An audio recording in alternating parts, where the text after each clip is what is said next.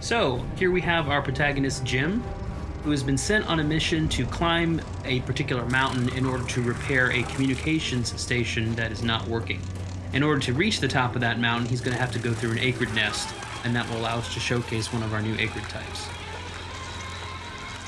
Now you can see it here bursting through the spawner. This is a fire wasp, which is one of our flying acrid types.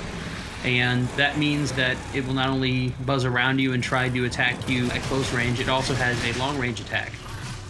Jim is going into cover here in order to protect against some of those long range attacks and defeat the fire wasps here. Now he's throwing a grenade at the spawner, and we'll follow that up with some gunfire here in order to take it out, and that will allow him to move into the next area. Now we have Jim entering the main portion of the fire wasp nest, and he's going to have to continue taking out the fire wasps. One of them has grabbed him here. This is another example of what we call the struggle mode, which is present with all of these smaller acrid types. And what we really wanted to do here was present something that was not a typical QTE. You will have to bash buttons a little bit, but afterwards, as you can see here, you're actually going to have to aim that reticle, and when it turns red, Jim will attack, and that will help you finish off the enemy.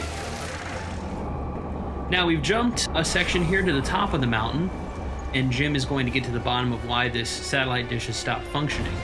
And we can see here in the distance that there's a mysterious figure that appeared to have been fiddling with the station. What the hell? And that is quite a mystery here for Jim. Now he's going to go here and repair, and while he does that, he's going to radio his boss and try to figure out what exactly was going on here. Cronus Actual, this is Peyton. Listen, I don't know how else to say this, but I think we might have a saboteur on the base. Saboteur? Jim, no offense. You're not supposed to go stir-crazy until you've been here at least a year. I'm serious, boss. Somebody was out here. All right, Jim, I believe you. First things first, head into the relay station, raise the satellite dish, and call up the tram.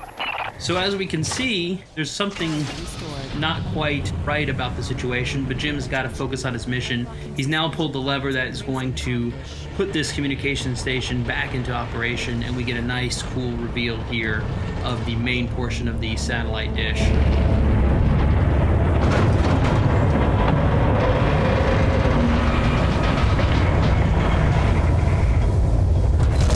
Comm dish locked and ready for transmission. Now that he has restored functionality to the communication station, Jim is going to have to call up his utility rig that he's left at the bottom of the mountain using the built-in gondola system that he's repaired along the way. And this will call his rig up to him so that he'll be able to use it to make some final adjustments, make sure that the base is able to communicate with Earth. So as we can see here, he's operating the gondola system. And that will call the utility rig back up from the mountain, and all he has to do is wait for it to arrive to complete his mission. Cronus Actual, you copy? I've got the satellite dish working, just waiting for the rig to come up. However, looks like someone's not too happy having visitors here at the top of the mountain. This is another one of our new acrid types that we're showing off here in the video. And this is the spitter, which is a Cat L, large size acrid. As you can see, it's sort of scorpion-like. And this is actually going to be one of the larger acrid types in the game. Not the biggest by far, but certainly one of the larger types. And it's going to be quite difficult for Jim to defeat on foot. It's basically a boss encounter. As you can see, you have to roll, you have to dodge in order to avoid its attacks from its tail. It also spits venom at Jim as well.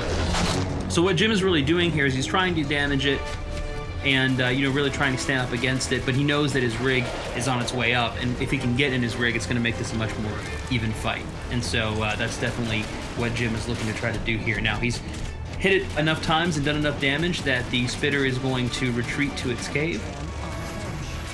And that's actually good timing for us because it'll give us an opportunity to buy some time while the rig shows up. And we can see a little bit there from the gondola apparatus, the rig showing up here as we take out a few of these fire wasps. And sure enough, here is the rig that is shown up at the top of the mountain. And now all Jim has to do is get in it, and we're going to try to finish off the spitter that we saw a few minutes ago.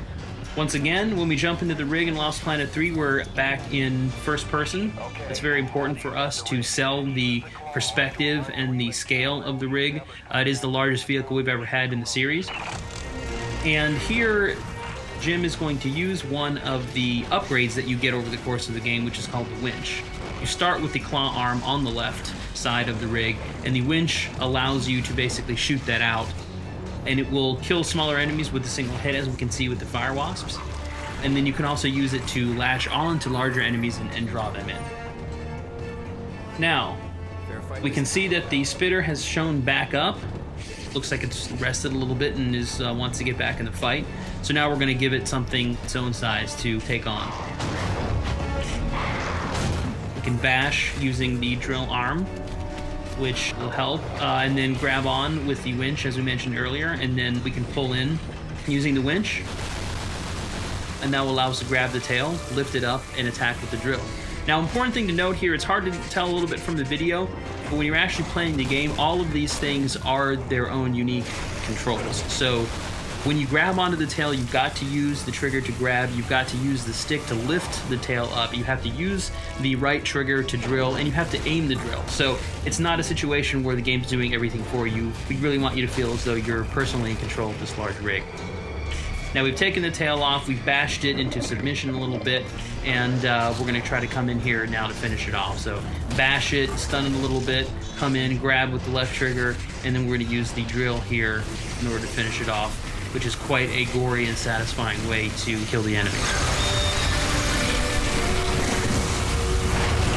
And there we go. Before we finish out the video here, just going to play one of our cool cinematics here that's going to show a little bit more of the background of some of the characters and also give some hints at some of the mysteries that Jim and the others are facing here on EDN 3.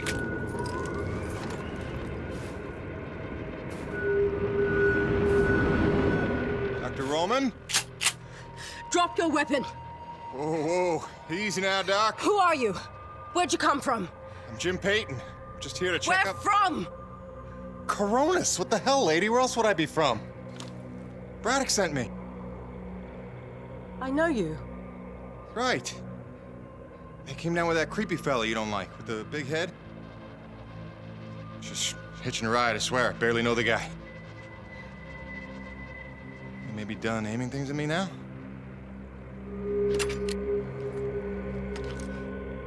Braddock sent you? I want to make sure you're okay. See if you needed any help. Touching concern after all these months. To what do I owe such an excess of caution? I might ask the same, Shotgun Sally. You've seen it then, haven't you? It? Someone in the distance. Watching. Hard to know what I saw.